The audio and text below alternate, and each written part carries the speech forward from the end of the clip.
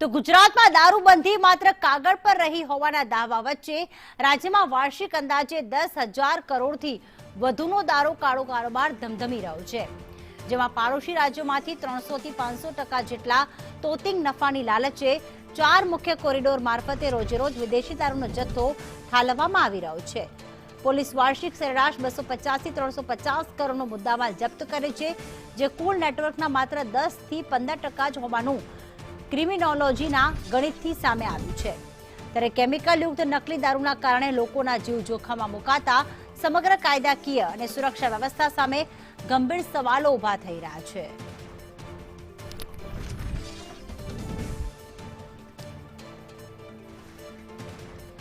વધુ અપડેટ સાથે કશ્યપ જોડાઈ ગયા છે। કશ્યપ, ગુજરાતમાં દારૂબંધી હોય પણ ગુજરાત એક એવું રાજ્ય છે કે જે ચારે તરફથી એવા રાજ્યો સાથે જોડાયેલું છે, એવી બોર્ડર સાથે જોડાયેલું છે કે જ્યાં દારૂબંધી ન હોય અને રોડના મારફતે કે અન્ય કોઈ પણ મારફતે દારૂ ગુજરાતમાં ઠલવાતો હોય, ત્યારે કઈ આંકડાકીય માહિતી સામે આવી છે જે ખરેખર ગુજરાતના દારૂબંધીના કાયદા સામે એક પડકાર ફેંકી રહી છે?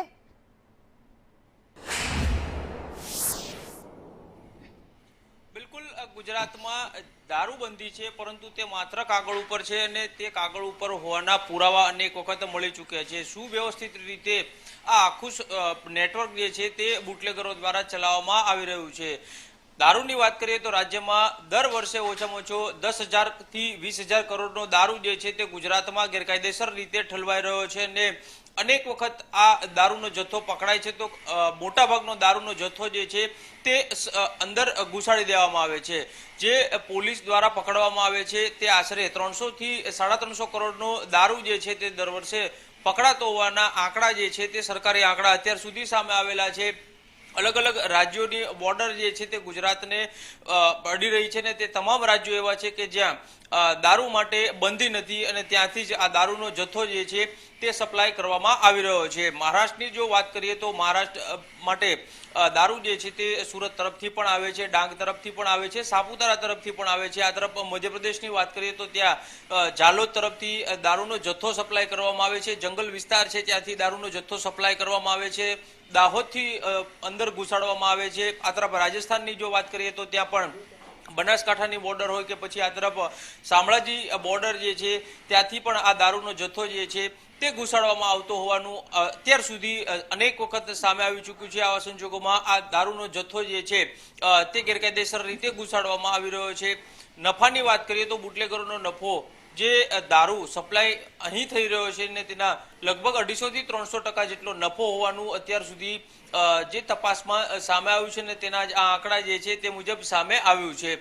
મોટા પ્રમાણમાં ગુજરાતમાં દારૂ જે છે તે નકલી પણ બનાવવામાં આવી રહ્યો છે ને તેના માટે જરૂરી કેમિકલો જે છે તે આ ઉસ્તાદ બુટલેગરો છે તેના દ્વારા અલગ અલગ જે ઝોન છે ગુજરાતના તે ઝોનમાં કઈ રીતે કેમિકલ પહોંચાડવું, અન્ય પદાર્થો પહોંચાડવા, તેના માટે થઈને પણ સુવ્યવસ્થિત રીતે આયોજનબદ્ધ રીતે આ બુટલેગરો જે છે તે કામ કરી રહ્યા છે। મધ્ય ઝોનની વાત કરીએ તો અમદાવાદ અને તેની આસપાસનો વિસ્તાર છે કે જ્યાંથી કેમિકલ જે છે તે અલગ અલગ જગ્યાઓ પર સપ્લાય કરવામાં આવે છે। દક્ષિણ ગુજરાતમાં જો કોઈ પણ જગ્યા પર નકલી દારૂ બનાવવાનો હોય તો તે સુરત, વાપી અને અંકલેશ્વર, ભરૂચ જીઆઈડીસી છે ત્યાંથી આ કેમિકલ જે છે તે મેળવી લેવામાં આવે છે। તો આ તરફ અન્ય વિસ્તારની જો વાત કરીએ તો ત્યાં પણ આવા જે જીઆઈડીસી વાળા વિસ્તાર છે ને તે તમામ જીઆઈડીસી વાળા વિસ્તારમાંથી જ આ જે કોઈ નકલી દારૂ બનાવવા માટે થઈ અને જરૂરી વસ્તુઓ જે છે તે મેળવી લેવામાં આવતી હોવાનું અત્યાર સુધીની તપાસમાં સામે આવ્યું છે। આવામાં ગુજરાતમાં દારૂબંધી જે છે તે માત્ર ને માત્ર કાગળ ઉપર છે।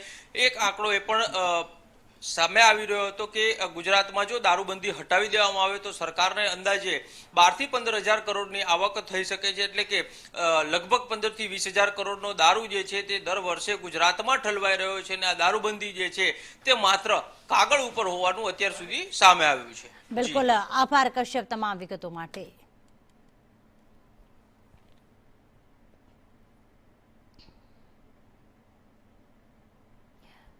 તેના સાથે સંદેશ ન્યૂઝ અનેક સવાલ ઉઠાવી રહ્યું છે કે દારૂબંધીના અમલીકરણમાં તંત્ર શા માટે નિષ્ફળ છે?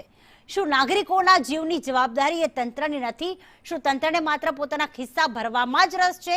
દારૂબંધીના કાયદાથી હફતાખોરીનું આખું ષડયંત્ર ચાલી રહ્યું છે। હજારો કરોડોની હપ્તાખોરીથી આ કાળો કારોબાર ચાલી રહ્યો છે, જેનું ટર્નઓવર જ 10,000 કરોડનું હોય તો પછી તેમાં ખાયકી કેટલી થતી હશે, કેટલા હપ્તા જશે? પોલીસની રહેમ નજરથી ચાલી રહ્યો છે શું આ દારૂનો કાળો કારોબાર? એક મોટો સવાલ, કારણ કે પોલીસની રહેમ નજર વગર દારૂ કોઈ પણ બોર્ડરથી ઘુસાડવો શક્ય જ નથી. હજારો કરોડની હપ્તાખોરીના તાર આખરે માત્ર શું પોલીસ સુધી સંકળાયેલા છે, પોલીસ સુધી સીમિત છે કે પછી આગળ પણ હપ્તા પહોંચે છે? કરોડોના બેનામી પૈસા છે, આ વ્યવહારોનો હિસાબ આખરે કોણ રાખી રહ્યું છે? શું પોલીસ સ્ટેશનમાં બુટલેગરના ભરણના આરોપો જે છે તે સાચા છે?